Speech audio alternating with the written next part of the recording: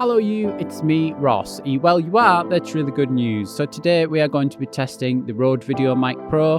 I'm going to be doing some outdoor testing, some indoor testing. So let's just get right into the video right about now. This is a test using my Canon 250D. My microphone is on plus 20 dB. Just so you're aware, there is some severe building work occurring outside. I'm now going to try it on the high pass filter, which cancels out low rumbling noises. This is now with the high pass filter on. Are you able to hear any background noise? The plus 20 dB is like a DSLR setting to bypass the camera's audio system and to make sure you're using the system built into the Rode Videomic Pro. When you're using a DSLR, you really want to make sure it's on plus 20 dB, because I think a lot of people think, oh, it's plus 20 dB. It's going to give me a lot of problems being too loud, but it doesn't. I'm now speaking loud. Is it peaking? No, it's not. So when you first get your camera, if you've never used it before, it might be set to automatic, so you want to go into the setting there, just change it, give it a click and turn it on to manual. And the first thing you want to do is take the recording level all the way down to the left, so it's off, and then I use +1, so just one little notch up for my DSLR setting. And you can see the little audio bars there. You usually want to be hitting around -12 just to stop it peaking. Little pro tip is if you can usually see the source of the noise, such as traffic, or in this case I'm by a river, actually makes a big difference. People will be more likely to forgive a bit of noise if they can see the source of it. So say you stood next to some traffic or a noisy river like this, if people can see it, they'll forgive it. So this is now with the high pass filter on. Does it sound any better? Does it sound any better next to the river where you can see the river? Obviously the microphone is currently pointing directly at the river.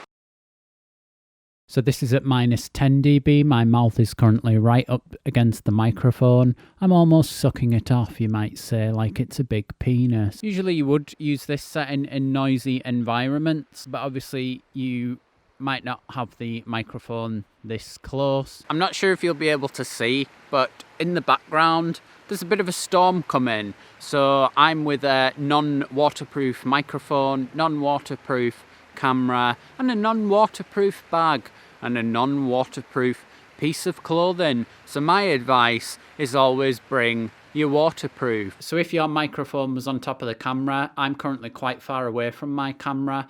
You might notice you may need to turn up the levels within the camera slightly. Obviously, the more you do that, the more noise you will get in the background. So this audio that you're hearing now is from the Canon 250D.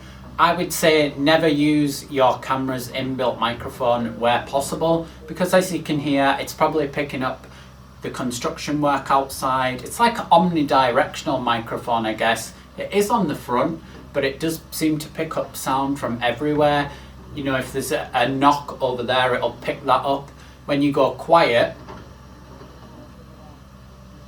it raises the volume because it's trying to find a source of audio. Ideally, you'd never want to use the audio on automatic or from your camera. But if it's all you've got, then that's all you've got. I was using my iPhone when I first started. So let's now compare the sound to the iPhone. So the sound that you're hearing now is currently from the iPhone's microphone. Can you hear any noise in the background?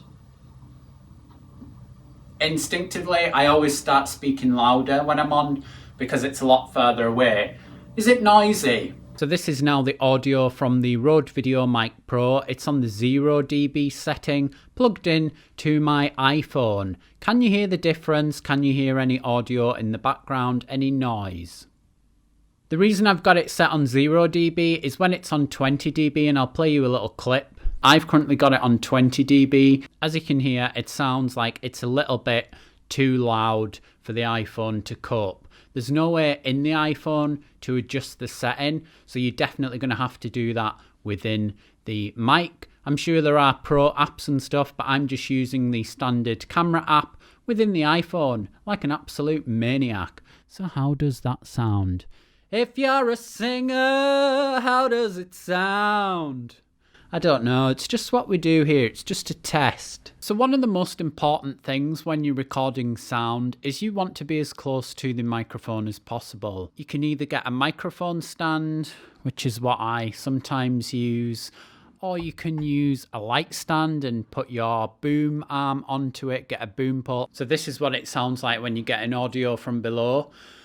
And usually, obviously that was a dramatic intake of breath. You can hear the breath a bit more because it's kind of pointing towards the lungs. It's always going to get the intake of breath. So usually we boom from above where possible. And this isn't the greatest example because I'm kind of in and out of focus. But because of the way my camera's set up, this is the best I can do. So this is what it sounds like boomed from above. This is what it sounds like when the microphone is directly in line with the mouth. And this is what it sounds like when it's boomed from below, which is what I usually do because it depends on your setup, but sometimes it's hard to get above the frame. It doesn't take a genius to work out that the further you are away from the camera, either the louder you're going to have to speak or the audio's just going to drop out.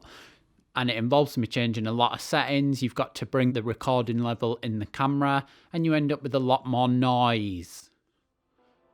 Alright, it's actually starting to rain, so I'm going to have to end this video now. I hope you found it useful. If you did, make sure you like it and subscribe, and I will see you all soon. Lots of love. Goodbye.